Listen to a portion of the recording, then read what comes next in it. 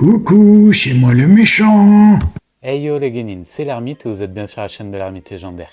Bon, pour commencer, plusieurs choses à vous dire. Un dernier hommage au maître Akira Toriyama qui nous a quittés le 1er mars. C'est vraiment une perte très douloureuse. Donc bon, ça a été dur à digérer, mais un pas après l'autre, on va reprendre le cours de nos vies. On va essayer de perpétuer son héritage. On va essayer de continuer à le faire vivre à travers nous. Et voilà. Mais il ne faut jamais oublier que c'était une source d'inspiration. Et voilà, on ne l'oubliera pas en tout cas. Merci maître. Passons aujourd'hui à cette vidéo sur Wakfu. Donc nous allons parler des épisodes 9 et 10 de la saison 4. L'épisode 9 qui s'intitule Locus et le 10 qui s'intitule Mon frère, mon roi. Donc des titres d'épisodes qui font réfléchir, puisque Mon frère, mon roi peut faire écho à plusieurs personnes, mais on va y venir. Alors, avant de démarrer, un grand merci également à tous, puisqu'on a refranchi enfin la barre des 100 abonnés. Donc c'est pas une petite étape, hein, mais enfin, oui et non, mais ça reste une étape très symbolique, et donc je vous en remercie encore une fois. On est en train de célébrer de nombreuses victoires petit à petit à nouveau, on repasse et on refranchit certains paliers, et donc ça fait vraiment kiffer. Merci à vous. Donc, épisode 9, Locus. Donc en ouverture de cet épisode, on reprend avec la scène de l'épisode précédent où on voit Yugo se faire attraper par la cheville par Tauros, et donc il est prisonnier du Nécromonde, encerclé et capturé par les Nécrones. On switch déjà rapidement au QG des Héliatropes, et donc là c'est séance d'autoflagellation et de chialade. Hein. Allez, vas-y, Janine, sors le fouet. Pour ça, on a Amalia. Ouais, j'aurais dû faire plus et tout. La déesse. Oh, je vous l'avais dit de pas. Bon, elle commence à nous gaver, la déesse. On la comprend, mais elle devient vraiment chiante. Donc, c'est le retour de sa marotte. Hein. Oui, il faut qu'on trouve une autre planète, etc. Qu'on se barre. Ouais, ben, ok. Mais bon, Kill Bill lui a déjà dit, ça sert à rien. Donc, Nora essaye de la raisonner en lui disant, bon, maintenant, sors-toi les doigts. Mais visiblement, son traumatisme est vraiment trop profond. Elle se recroqueville sur elle-même. Et a priori, elle a été retenue plusieurs siècles dans le Nécromonde. Et Nora nous lâche des bails intéressants parce que, où c'est Maître Joris qui dit qu'elle pourrait tellement nous aider. Et je pense qu'en vrai, la déesse, elle défouraille au combat. Mais c'est juste qu'elle est traumatisée. Et donc, pour l'instant, on verra pas ça. Adamai demande à Kilby de lui rendre les Dofus, que ce dernier refuse. Ça se chamaille encore. Et finalement, Kilby dit non, mais. Parce que Nora lui demande d'être raisonnable. Et il dit, mais je suis pas raisonnable en fait. Je l'ai jamais été et je le serai pas, j'ai pas envie. Donc il dit, bon, allez, ciao tout le monde, mère, ça m'a fait plaisir de vous revoir, je me casse. Il prend un portail et il se tire. Pourquoi faire? On ne sait pas. Donc on reswitch dans le Nécromonde cette fois où on voit un Yugo qui est donc prisonnier de Tauros grâce à des espèces de cordelettes de stasis. Finalement, il se fait attacher à une stèle qui va absorber son Wakfu et le redistribuer au Nécrom sous forme d'une pluie de Wakfu. Donc voilà, il est là comme garde-manger en fait, il sert à les nourrir. Choucroute Yugo, ça régale les papilles. Et le fait de se faire drainer son Wakfu le fait vieillir. Donc, on sait enfin comment Yugo a vieilli. Voilà, c'est à force de se faire drainer son Wakfu, ça a précipité sa croissance. Donc, chose intéressante, on revoit au repos, dans une dimension adjacente, on va dire, on se rendra compte que c'est l'esprit de Yugo, en fait. Et il lui dit, fais ce que tu as toujours fait, dans ce monde tu es libre, continue de te battre. Et donc, on a droit à une sorte de séance d'entraînement psychique, entre Yugo et Oropo, et un autre des avatars créés par Yugo qui s'appelle Bouillon le colérique. Donc, Magie, et vos idées, bonne du génie. Donc une sorte de Yugo bodybuildé. Donc ça défouraille, ça envoie du lourd, c'est très très cool. Et puis bon, ouais, on attend d'en voir plus. Donc Tauros refait son apparition dans le monde des Nécromes. On revoit un plan sur lui. Il s'adresse à Yugo en lui disant « Ne crois pas que ça me fait plaisir ce qui se passe, mais je suis obligé de nourrir mon peuple. » Et on voit qu'il a l'air sincère. Il s'adresse notamment à Ephraim, qu'on voit pour la première fois réellement, de plein pied. Il est réel, ce n'est pas une simple vision. Donc voilà, il s'adresse à lui. Ephraim le met en garde contre le danger que peut représenter Hugo, et notamment Kilby, en disant que Kilby est un être spécial, puisque c'est le seul des héliatropes à se rappeler de ses vies antérieures, et qu'en cela, il a une certaine expertise, notamment au niveau des portails. Il maîtrise des techniques à un niveau autre que les autres héliatropes. Son côté imprévisible en fait un personnage très dangereux pour les nécromes. Ouais bébé. D'ailleurs, Tauros demandera à Ephraim « Qu'est-ce que tu ressens là en voyant Hugo comme cela, attaché et drainé, parce qu'après tout, c'est ton frère ?» Et Ephraim lui répond « Rien du tout. Mais en revanche, vous avez l'air de ressentir toujours des sentiments. » On voit un gros plan sur l'œil de Tauros en train de verser une larme. Et il dit « Oui, effectivement, je ressens toujours des sentiments. C'est ma malédiction pour avoir fait ce que j'ai fait à mon peuple. » Est-ce qu'il ressent les émotions des nécromes à leur place ? Ça pourrait être une piste à creuser. Nous avons également la confirmation que les portails ont bien été créés par Ephraim et peut-être quelqu'un d'autre, puisqu'il dit que ça ne dépend pas que de lui. Donc il y a une théorie qui est en train de se vérifier là. Nous reswitchons sur Kilby qui se trouve dans l'Inglorium. Il est en train de s'adresser à son œuf et à sa dragonne Shinanome. Et en gros il lui dit « Ouais, j'ai peut-être les yeux plus gros que le ventre, mais bon, certains se contenteraient des Sidophus, mais je suis pas n'importe qui. » Et il s'adresse au golem, le golem qui s'appelle Locus. Alors peut-être que tous les golems s'appellent Locus, puisqu'il nous lâche un gros bail, c'est qu'il a déjà rencontré un autre golem, le frère de Locus, et il va avoir une vision en arrivant à s'approcher suffisamment et à poser la main sur la sphère. C'est le premier d'ailleurs à poser la main dessus. Et il va avoir une vision des golems, donc des fameux Locus, qui sont a priori éparpillés un peu aux quatre coins de l'univers. Donc ça, on reviendra dessus parce qu'il y a un gros bail qui est lâché dans l'épisode 10 à ce sujet, mais c'est encore un peu trop tôt pour en parler. Donc Kilby attire le Locus dans le QG des héliatropes, là, auprès de la déesse et tout le monde est en flip, ils se disent « Mais t'es malade, notre mère, c'est Nora qui lui dit « Notre mère, elle n'a pas été jugée digne, pourquoi toi tu serais digne ?» Et en fait, bon... Tout le monde est en flip, la déesse, elle demande pas son reste. Elle prend ses enfants là, elle trace la route au royaume des Sadida. Nora embarque Amalia et Adamaï embarque Maître Joris. D'ailleurs, Adamaï lâchera une phrase qui m'a touché quand même et qui sent le foin pour Kilby. Juste avant de partir, il regarde Kilby et il lui dit « Pourquoi j'ai l'impression que c'est la dernière fois qu'on se voit ?» Et Kilby lui dit « On se connaît depuis tellement de siècles, tellement de temps qu'on sent ces choses-là. » Donc bon... C'est une manière de se dire adieu entre les deux. Et ça fait chier, ça sent la fin pour Kilby. Et donc, on commence à enchaîner sur un versus entre Locus et Kilby. Et c'est... L'animation est aux petits oignons. C'est un bijou ce combat, une pépite. C'est nerveux, c'est... Oh, on en voit dans tous les sens, ça se balance des rayons à la gueule. Kilby est pas en reste, hein, avec ses Sidophus, il tient quand même la comparaison, mais il se fait surclasser. Locus est vraiment trop fort. Et finalement, Kilby se fait bouillave. Ah ouais, il se fait dérouiller. Et au bout d'un moment, il se mange un méga rayon là qu'il fout au sol, à genoux. Et on voit qu'il a perdu les Dofus qui sont éparpillés autour de lui. Il lève la tête comme un badass et lui dit « Ouais, là je dois avouer que tu m'as quand même fait un petit peu mal ce coup-ci. » Et bon, il garde quand même du peps quoi. Et contre toute attente, le Locus pose un genou devant lui. Et là, Kilby le regarde et lui dit « Tu sais pas ce que tu veux toi en fait. » Et visiblement, Kilby a été jugé digne d'utiliser l'orbe. Une orbe qu'il va appeler l'héliasphère. Bah ouais, mais enfin, tu trouves une caillasse, elle est ronde, c'est une sphère, tu mets Elia devant, ça fait joli. Et qui serait plus puissante que l'héliacube.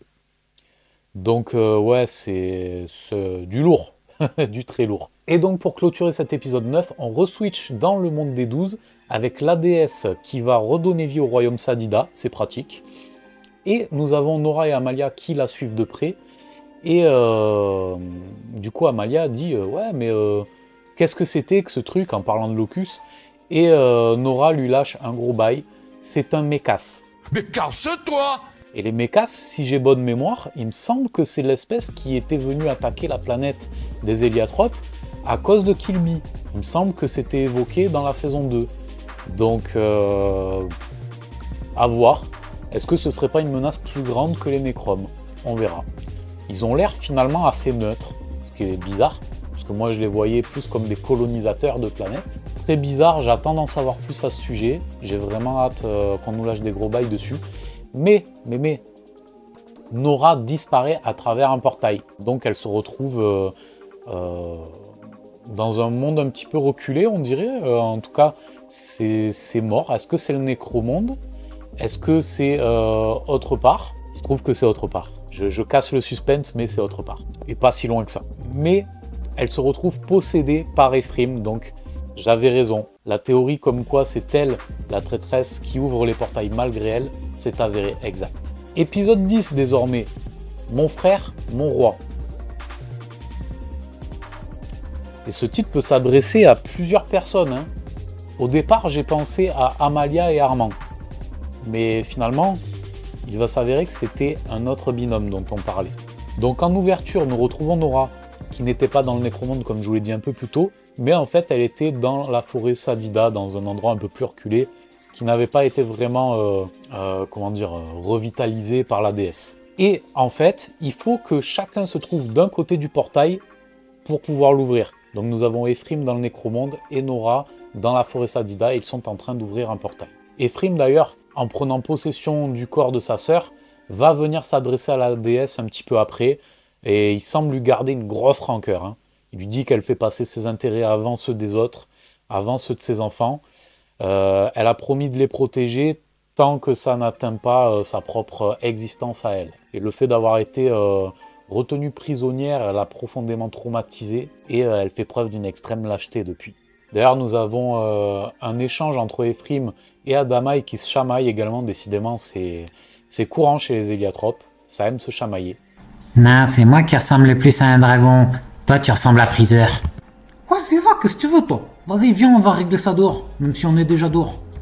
Et finalement, Ephraim va retourner dans le Nécromonde et il va embarquer Nora avec lui. Nous switchons directement dans le Nécromonde avec Tauros qui fait prisonnière Nora et qui va finalement la pétrifier. Donc je sais pas trop ce que ça va donner, mais au final, elle est pétrifiée et il lui dit qu'en gros, voilà, tous les sentiments, la vengeance, la rancœur, l'amour, tout ça, ça va disparaître et qu'elle va lui permettre de voyager dans différents mondes et que grâce à elle, ils n'auront plus jamais faim. Donc voilà, Nora est retenue prisonnière et va servir de vecteur pour ouvrir des portails en fait. Chouette. Et nous avons Ephraim qui a morflé, hein, l'air de rien, ça lui a demandé de puiser énormément dans ses forces pour manipuler Nora. Et là, il va chercher à se nourrir un petit peu de Hugo pour retrouver des forces. Et Hugo, en fait, par réflexe, par instinct de survie, va se relever. Sa tenue que Oropo, dans l'épisode précédent, lui avait fournie, on va dire, va apparaître dans le monde réel cette fois-ci. Et il va lâcher un putain du père à Ephraim qui va dire, vous voyez, c'est de ça dont je vous parlais. Il reste dangereux. Il faut qu'on en finisse avec lui. Donc finalement, Tauros dit, ouais, t'as pas tort.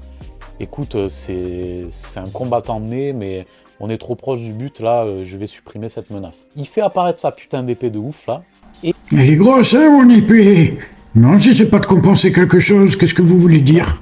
Et il va achever Hugo. Mais une nouvelle théorie dont j'avais parlé, enfin une ancienne théorie, dont j'avais parlé dans la précédente review, nous avons Kilby qui vient à la rescousse. Super Kilby. Et on peut constater déjà quelque chose, il a un bras noir.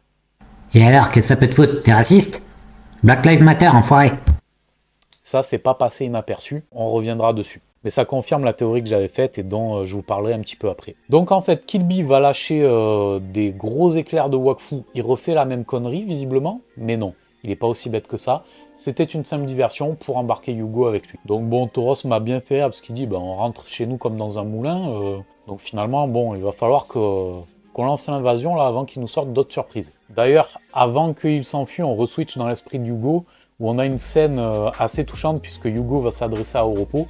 Il va déjà switcher dans une dimension qu'on avait déjà vue dans son esprit, une dimension où il s'était adressé à Kilby. Je crois que c'était dans la saison 3 d'ailleurs. Et ou peut-être dans la saison 2, je sais plus.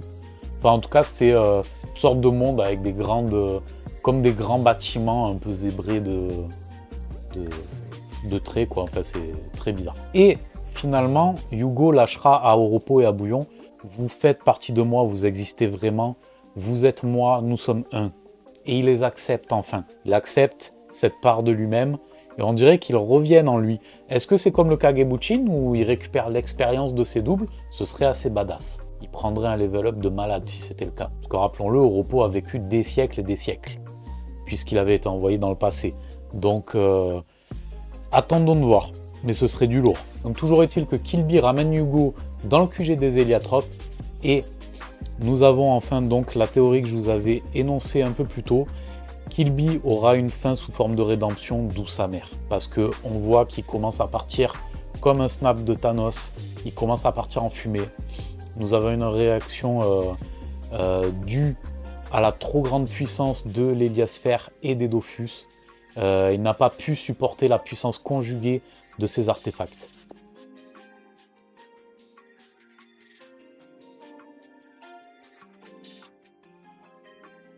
Donc il dit à Yugo quelque chose d'important qui sera la source d'une nouvelle théorie pour moi. Il lui dit: Adamai et toi, vous allez être la clé, vous êtes les seuls qui pourront vaincre Tauros. Il faudra trouver un moyen de supporter la puissance de l'héliosphère et des Dofus. Donc j'annonce, pour moi la nouvelle théorie c'est qu'on aura sûrement un team-up Adamai, Yugo versus Tauros, peut-être Ephraim dans le bail, je sais pas. Mais en attendant, pour supporter la puissance conjuguée de tout ça, on finira avec Yugo qui aura l'héliosphère et Adamai qui aura les Sidofus, et qui acceptera d'utiliser leur pouvoir, cette fois. Mais peut-être que ça va débuter de plusieurs manières. Soit Yugo aura les Dofus et l'héliosphère, et au moment de se faire consumer, finalement, Adamai prendra le relais pour les Dofus et lui sauvera la mise.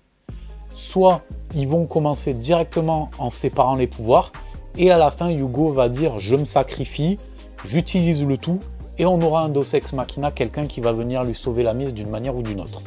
La déesse ou peut-être quelqu'un d'autre, on verra. Toujours est-il que Killby retourne dans son œuf avec sa dragonne Shinanome, et la déesse ressent sa disparition.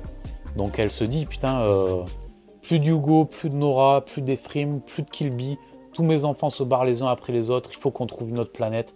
Elle en peut plus, elle est en PLS. D'ailleurs, remarquons aussi que Killby s'est barré avec Yugo, mais ils n'ont pas embarqué Nora. Alors, le fait qu'elle est pétrifiée, peut-être qu'ils n'ont pas ressenti son Wakfu. C'est fort probable d'ailleurs. En attendant, pour l'instant, elle est laissée pour morte. Elle est dans le registre des pertes et profits. Dommage. Nous avons un très léger switch sur Armand qui, depuis qu'il est devenu roi, semble être devenu moins con. Clairement. Il fait preuve de sagesse pour une fois, il se remet en question. Et en fait, on a Amalia qui arrive et qui lui dit: écoute, en tant que princesse, je veux que tu m'écoutes si tu as un peu de respect pour moi. Donc, qu'est-ce qu'elle va lui demander? On verra. Ça re-switch en tout cas au QG des Héliatropes avec Yugo qui, à travers les yeux, va regarder un peu ce qui se passe dans le monde. Il va repérer au royaume Sadida le portail qui mène au Nécromonde. Donc du coup, il va flipper pour Amalia. Et il va commencer du coup à reprendre la tenue que Oropo lui avait donnée. Donc il génère une tenue ultra badass, celle qu'on le voyait dans le trailer. Il absorbe les Dofus et il va commencer à interagir avec l'héliosphère. L'héliosphère semble le juger digne. Je sais pas trop ce qui s'est passé avec les Dofus, on dirait qu'il les a réunis en un seul sur son torse. Il a une espèce de joyau jaune. On dirait qu'il a fait fusionner les 6 Dofus. Bon, on verra ce que ça donne. En tout cas, il a l'air vraiment d'avoir pris un gros power-up. Et ça promet du lourd pour la suite. Donc en conclusion, 2 épisodes, ça devient banal de dire ça, mais c'est encore des putains de masterclass. C'était du génie. Ankama, c'est des fous. Que ce soit au niveau de l'animation ou de ce que ça raconte, c'était génial. On a eu énormément de bails, des théories qui se sont avérées confirmées, notamment sur le fait que c'était Nora et Ephraim qui généraient les portails, que Killby était destiné à avoir une fin douce amère et à sauver Yugo. Il lui lâchera d'ailleurs une phrase très émouvante et la scène était ultra touchante, en lui disant « Avant d'être des adversaires, nous restons des frères avant tout. » Killby, merci mon gars, tu m'auras fait vibrer. Je vais lâcher d'ailleurs une ultime petite théorie, en plus du fait que Yugo et Adamai se partageront le pouvoir de l'héliosphère et des Dofus. C'est qu'on a beaucoup de plans sur la chevelure de la déesse, avec à chaque fois depuis le début de la saison un héliatrope qu'on voit en premier plan. Je reviens sur le fait qu'on connaît plusieurs binômes, parce que les Sidophus, normalement, un œuf correspond à un binôme d'héliatrope. Nous avons Yugo et Adamai, nous avons Kilby et Shinanome, nous avons Chibi et Grugaloragram, et nous avons Nora et Ephraim. Mais il en manque deux. Il en manque deux. Vous pourrez me dire en commentaire si je me trompe, hein, je ne suis pas non plus spécialiste, mais il me semble qu'il y avait le dragon Phaeris, le puissant. Est-ce qu'il faisait partie des héliatropes ou est-ce que c'est un dragon autre qui n'a rien à voir? Je sais pas. En attendant, celui qu'on voit dans la chevelure de la déesse, ma main à couper qui fait partie de ces fameux 6 généraux, on va les appeler. Même si c'est pas ça peut-être, mais en tout cas, je pense que lui, il apparaîtra avant la fin de la saison. C'est presque sûr. Mais bon, il en manque toujours un, et il manque 2 dragons. Donc j'attends de les voir avec impatience. Voilà les guénines, c'est tout pour aujourd'hui, j'espère que cette review vous aura plu. Et puis n'oubliez pas, soyez curieux, construisons la légende. Je compte sur vous pour lâcher les petits likes, les pouces en l'air. Abonnez-vous, partagez, partageons notre passion, partageons la légende. Ciao.